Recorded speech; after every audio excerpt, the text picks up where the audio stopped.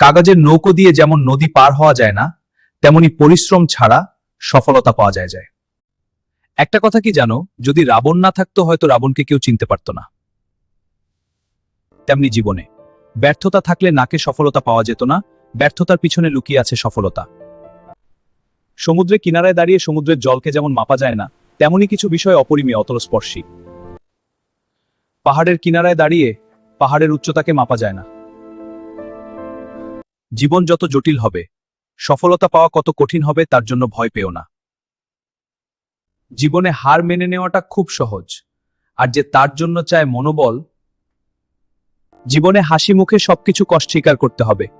জীবনে তুমি কতবার হারলে কেউ দেখতে আসবে না।